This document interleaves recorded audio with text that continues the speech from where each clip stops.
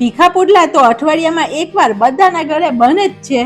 વિડીયોમાં 7 એવી ટિપ્સ સાથે તીખા પુડલા બતાવ્યા છે જેને ફોલો કરવાથી કેટલા જણા માટે કેટલો લોટ લેવો, બેટર કેવું હોવું જોઈએ, પુડલા ચડી ગયા કે નહીં અને પુડલા ટેસ્ટી કેવી રીતે લાગશે, આ બધા પ્રશ્નોના પરફેક્ટ જવાબ મળશે. અને સાથે 2 ચટાકેદાર ચટણી પણ બતાવી છે જે પુડલા સાથે એકદમ મસ્ત લાગશે. તો એકવાર ઘરે ચોક્કસ ટ્રાય કરજો અને વિડીયો પસંદ આવે તો લાઈક આપી રૂપલ્સ ટેસ્ટી ટિપ્સને સબસ્ક્રાઇબ જરૂર કરજો. Happy cooking, enjoy eating. Tip number 1, સૌથી પહેલો પ્રશ્ન એ આવે કે કેટલો લોટ લેશું તો કેટલા પુડલા બનશે ને કેટલા લોકો જમી શકશે. તો આજે આપણે એક સરળ માપ જોઈએ. 1 કપ લોટ એક જણા માટે પૂરતો છે અને આ 1 કપ લોટથી 3 થી 4 મોટા પુડલા બનશે. હવે આપણા ઘરમાં જેટલી વ્યક્તિ છે તે પ્રમાણે આપણે લોટ લેવાનો. અત્યારે મેં મેઝરિંગ કપ વાપર્યો છે પણ બધાના ઘરે નથી હોતો. તો દાળ શાક માટે જે આપણે રૂટીનની વાટકી વાપરીએ છીએ ને તે વાટકી ભરીને લેશું ને તો બંનેનું માપ એક જ છે. હવે ટીપ નંબર 2, બધા લોકોને આપણે એવું કહેતા સાંભળ્યા છે કે બેસનનું બેટર બનાવીએ અથવા ચણાના લોટનું કોઈ પણ બેટર બનાવીએ ને તો ચાળી લેવાનું. તો આપણને એક પ્રશ્ન થાય કે ચાળી કે ના ચાળી શું ફરક પડે? તો બેસન જ્યારે આપણે લઈએ ને ત્યારે તેમાં જો આમાં ગોળી ગોળી છે, સ્મૂથ બેસન નથી, આવી રીતે ગોળી હોય છે. અને આ ગોળી તમે છે ને આવી રીતે દબાવો ને પછી તૂટે, તે એમને એમ ના તૂટી જાય. હવે હું તમને એક વસ્તુ બતાવું જે લગભગ ક્યારેય વિડીયોમાં કોઈએ નહીં બતાવી હોય. જો આપણે અત્યારે ચાળિયા વગરનો લોટ લીધો છે, 2 ચમચી જેટલું પાણી એડ કરીએ અને આનું બેટર બનાવીએ. જ્યારે લોટ ના ચાળીએ ને ત્યારે શું થાય તે હું તમને બતાવી રહી છું. તમે જુઓ, હવે આ આપણો લોટ મિક્સ થઈ ગયો છે. હવે આ બધા જે ગાંઠા છે ને તે જુઓ, આ ગાંઠાને તોડીએ ને એટલે અંદરથી કોરો લોટ નીકળે.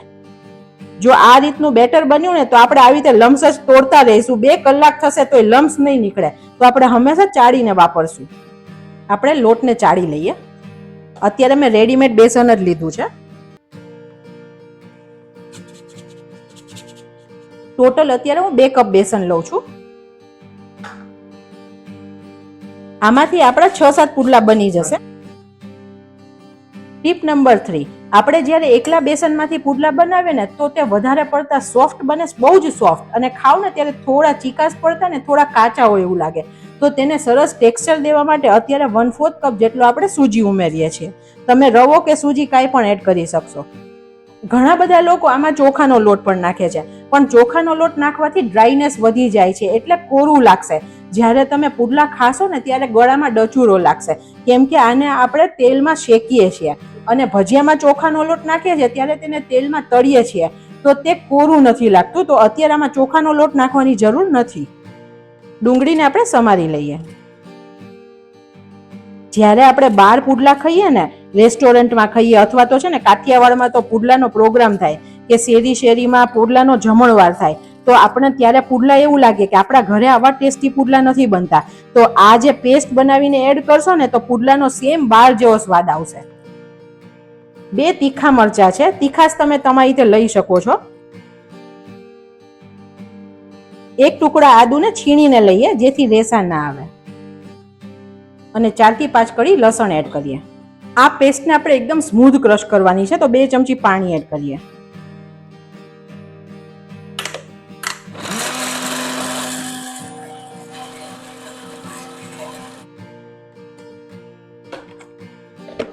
આપણી પેસ્ટ સરસ બની ગઈ છે. અડધો કપ લીલી મેથી લીધી છે અને આને સરખી રીતે 2 થી 3 વખત ધોવાની, કેમ કે માટીનું પ્રમાણ બહુ હોય છે. તો આપણે આને ધોઈ લઈએ. મેથીને આપણે ઝીણી ઝીણી સમારી લઈએ. તે જ રીતે અડધો કપ કોથમીરને પણ ધોઈને સમારી લઈએ. ટીપ નંબર 4, હવે ફ્રેન્ડ્સ ઘણા બધાના ઘરે આપણે પુડલા ચાખ્યા હોય ને તો એવું હોય કે બહુ પતલા, સરસ ને થોડા ક્રિસ્પી ને અંદરથી સોફ્ટ એવા હોય, અને અમુક જગ્યાએ પુડલા ખાઈએ ને તો બહુ જાડા જાડા ને થોડા કોરા હોય ને તેવા પુડલા હોય. જો તમારા ઘરે એકદમ સરસ પતલા પુડલા ભાવતા હોય તો આપણે ડુંગળી અને ટમેટું લઈએ ને ત્યારે તેને છીણીને લેવાના જેથી પુડલો સરસ પાતળી શકે.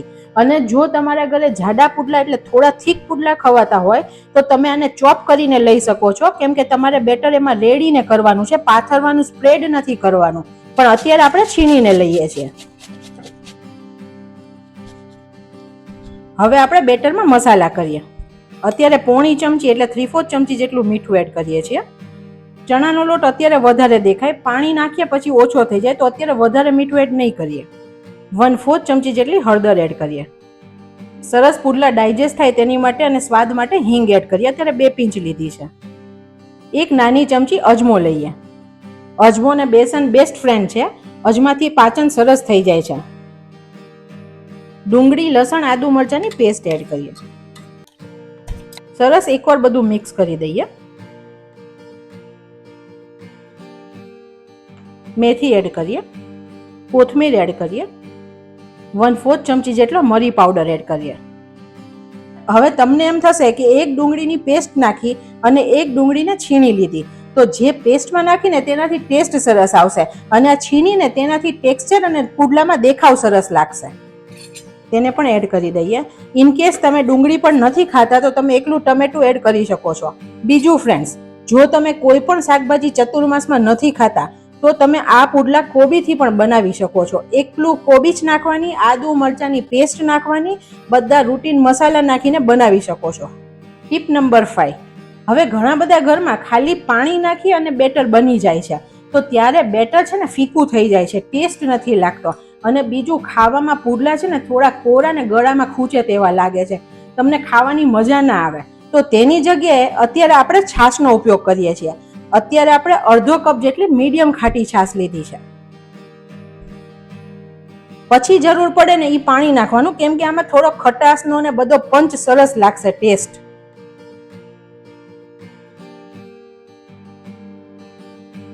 હવે આપણે પાણીની જરૂર છે, પણ ફ્રેન્ડ્સ જ્યારે બેસનનું બેટર બનાવીએ ને ત્યારે એક સામટું પાણી નાખીએ ને તો બહુ ઢીલું બેટર થઈ જાય અને પછી પુડલા બને જ નહીં અને આપણે લોટ એડ કરવો પડે. તેની જગ્યાએ આપણે થોડું થોડું પાણી એડ કરી અને બેટર બનાવવાનું.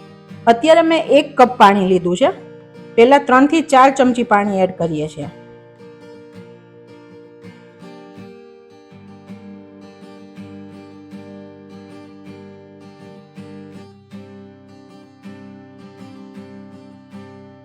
હજુ બેટર આપણું થીક છે.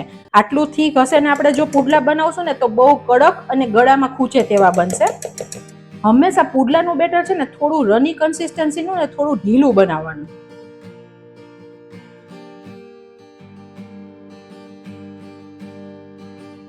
હવે બીજી 3 ચમચી નાખું છું. હું તમને લાસ્ટમાં કપના માપે પણ કહું છું. અને બેસન છે ને તે અલગ અલગ પાણી શોષે છે, તો તમારે મારાથી પાણીમાં થોડું વેરિએશન આવી શકે છે.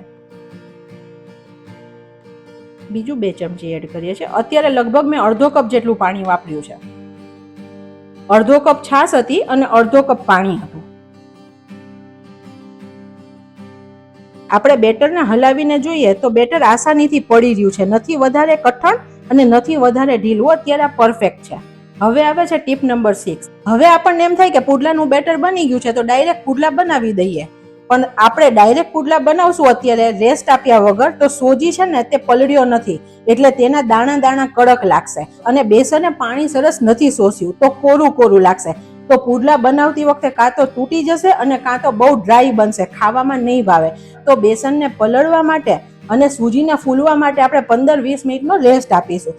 જો તમારી પાસે ટાઈમ હોય ને ફ્રેન્ડ્સ તો તમે આને 4 થી 5 કલાક પહેલા પણ બેટર બનાવીને રાખી દેશો ને તો પણ મસ્ત પુડલા બનશે.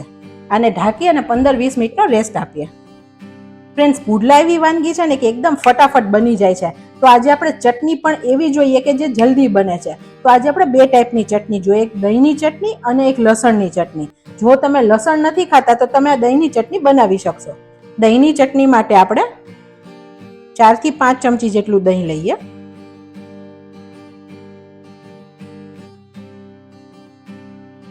દહીં બહુ ખાટું ન હોય ને તેવું લેવાનું. ફ્રેન્ડ્સ, એક ચટણી છે ને તે મારા પિયર પક્ષની છે અને એક ચટણી મારા સાસરા પક્ષની છે. આ દહીંની ચટણી છે ને મારા મમ્મી એકદમ ઇન્સ્ટન્ટ બનાવીને દેતા અને આ ચટણી ભજીયા સાથે પણ બેસ્ટ લાગે છે. 1/4 ચમચી મીઠું એડ કરીએ. પોણી ચમચી દળેલી ખાંડ એડ કરીએ. અડધી ચમચી કાશ્મીરી લાલ મરચું એડ કરીએ. 1/4 ચમચી જેટલું ધાણા જીરું એડ કરીએ. બધું સરસ મિક્સ કરી દઈએ. એકદમ મસ્ત ચટણી 2 મિનિટમાં જ બનીને રેડી. હવે લસણની તીખી ચટણી માટે 6 કળી જેટલું લસણ લીધું છે. 1/4 ચમચી જેટલું મીઠું એડ કરીએ. આ ચટણીને આપણે મિક્સર કરતા આવી રીતે બનાવશું ને તો બહુ સરસ ટેસ્ટી બનશે. મીઠું નાખશું ને તો ફટાફટ ક્રશ થઈ જશે લસણ. 1 ચમચી કાશ્મીરી લાલ મરચું એડ કરીએ. અડધી ચમચી ધાણા જીરું એડ કરીએ. આને સરસ ફરીથી વાટી લઈએ. હવે આ ચટણી છે ને એકદમ તીખી, ખાટી ને મીઠી ચટપટી હોય છે. તો આપણે મરચું નાખ્યું, હવે આપણે તેને સ્વાદ માટે ગોળ નાખીએ છીએ. અત્યારે 2 ચમચી મેં સમારેલો ગોળ લીધો છે. આમાં ગોળનો સ્વાદ ફ્રેન્ડ્સ બહુ સરસ લાગે છે. ચોક્કસ આ ચટણી બનાવજો, ભજીયા જોડે, મેથીના ગોટા જોડે, બધા જોડે બેસ્ટ લાગશે. એને પણ સરસ એકવાર વાટી દઈએ. આ ચટણી હું મારા સાસુ પાસેથી શીખી છું, કેમ કે આ ચટણી મારા સસરાને બહુ ભાવે છે.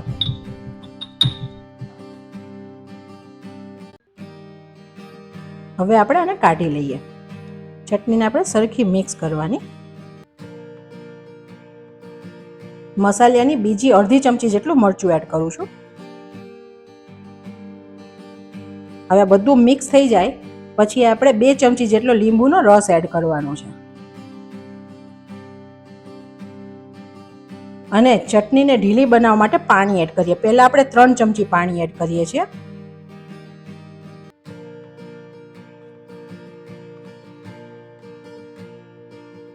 આપણી એકદમ ચટાકેદાર લાલ ચટણી બનીને પણ રેડી છે. અત્યારે મેં નોનસ્ટિક તવો વાપર્યો છે. તમે લોખંડની તવીમાં બનાવી શકો છો, પણ લોખંડની તવીમાં પહેલા 2 પુડલા નાના નાના બનાવવાના, જેથી તે સ્ટીક થશે અને સરખા નહીં ઉખડે. 2-3 પુડલા પછી તમારા પુડલા સારા બનશે. તો તમારે જ્યારે લોખંડની લોઢીમાં બનાવવાના છે ત્યારે પહેલો પુડલો સરખો ન બને તો એવું નહીં વિચારવાનું કે હવે પુડલા નહીં બને. બાકી જો તમે નવી રસોઈ શીખો છો અને બિગિનર્સ છો તો બેટર ઓપ્શન આ છે. અને લોખંડની લોઢીમાં જ્યારે આપણે પુડલા બનાવીએ ને ત્યારે ધ્યાન રાખવાનું કે તે કાળા ના થઈ જવા જોઈએ નીચેથી. જો બ્લેક કલર થઈ જશે ને તો ખાવામાં કડવાશ લાગશે. તો બ્રાઉનીસ હોય ને તેવા જ પુડલા આપણે બનાવવાના. એ બધો પ્રશ્ન આપણને આ લોઢીમાં નહીં આવે. બીજી સાઈડ આપણે તવાને પણ ગરમ થવા મૂકી દઈએ. ગેસની ફ્લેમ મીડિયમથી સ્લો રાખી છે. હવે પુડલાને ઉપરથી એકદમ સરસ ચટપટો સ્વાદ દેવા માટે એક મસાલો બનાવીએ. 1 મસાલિયાની ચમચી ચાટ મસાલો લઈએ. 1/4 ચમચી લાલ મરચું લઈએ. અડધી ચમચી નાની જેટલો ગરમ મસાલો એડ કરીએ અને 2 પિંચ જેટલું સંચળ એડ કરીએ. આ બધું સરસ મિક્સ કરી દઈએ. આ મસાલો ઉપર નાખશો ને બહુ જ સરસ ટેસ્ટી પુડલા બને છે. હવે આપણા બેટરે પણ રેસ્ટ કરી લીધો છે. આપણે હલાવીને ચેક કરીએ. બેટર પહેલાથી થોડું ઘટ થઈ ગયું છે, કેમ કે સૂજી ફૂલી જાય અને બેસન પણ પાણી શોષે. આપણે 1 ચમચી જેટલું પાણી એડ કરીએ અને કન્સિસ્ટન્સી સેટ કરીએ. હવે કન્સિસ્ટન્સી એકદમ પરફેક્ટ છે. તમે જુઓ, રની કન્સિસ્ટન્સી છે સરસ, અને આ બેટર છે ને તે કોટ પણ કરે છે. હવે ટીપ નંબર 7, આ બેટરને આપણે 1 મિનિટ માટે સરસ ફીણી લેવાનું. આવી રીતે કરવાથી એર બબલ્સ ભરાશે અને બેટર થોડું હલકું થઈ જશે અને એકદમ સોફ્ટ પુડલા બનશે, કેમ કે આપણે આમાં કુકિંગ સોડાનો ઉપયોગ નથી કરતા.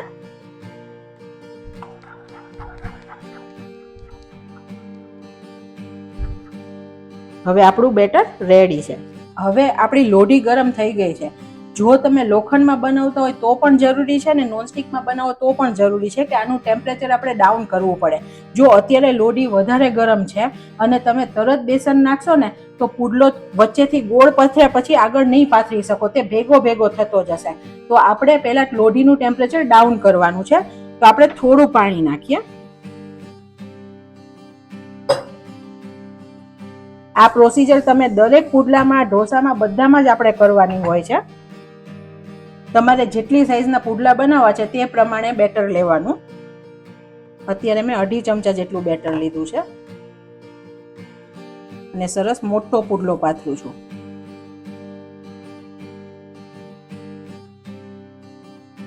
અને અમારા ઘરે પતલા ખવાય છે તો મેં પતલો બનાવ્યો છે.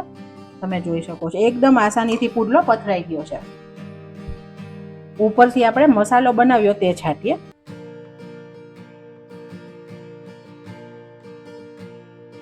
અને સાઈડમાંથી તેલ નાખીએ.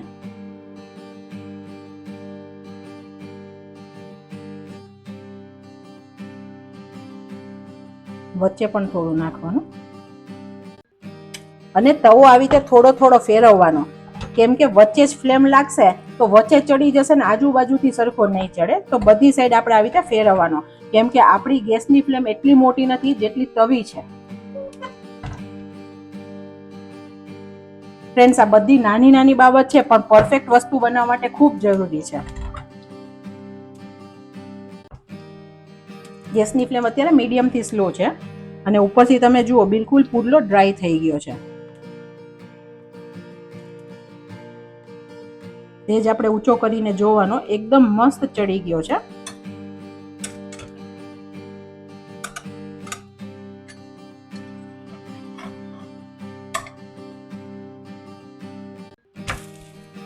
એકદમ મસ્ત પુડલો બન્યો છે ફ્રેન્ડ્સ. સાઈડથી પણ બીજું થોડું તેલ નાખીને ચડવા દઈએ.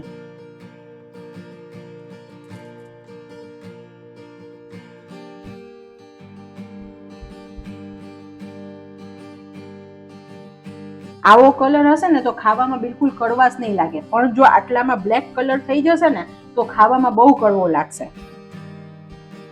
આને પણ આપણે બધી સાઈડ ચેડવવા માટે લોઢીને થોડી ફેરવવાની.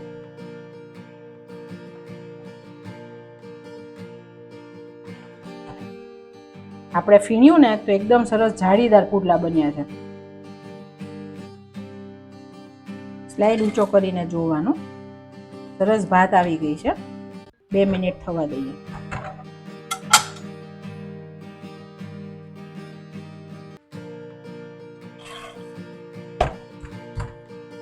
એકદમ મસ્ત પુડલો બન્યો છે ફ્રેન્ડ્સ. હવે ચડ્યો કે નહીં કેવી રીતે ખબર પડશે? તમે જુઓ, અહીંયા ક્યાંય પણ તમને લોટ નથી દેખાતો. બધે સરસ આપણે ભાત આવી ગઈ છે, એટલે આવા સ્પોટ આવી ગયા છે. તો અત્યારે પરફેક્ટ ચડી ગયો છે. જો કાચો હશે ને તો તમે અડશો ને ત્યાં લોટ લોટ થઈને હાથમાં લાગશે. તો આ પરફેક્ટ ચડી ગયો છે. અત્યારે પુડલાને આપણે કાઢી લઈએ. બીજો પુડલો બનાવતી વખતે પણ આપણે લોઢીનું ટેમ્પરેચર ઓછું કરવાનું. આ પ્રોસિજર દરેક પુડલામાં કરવાની.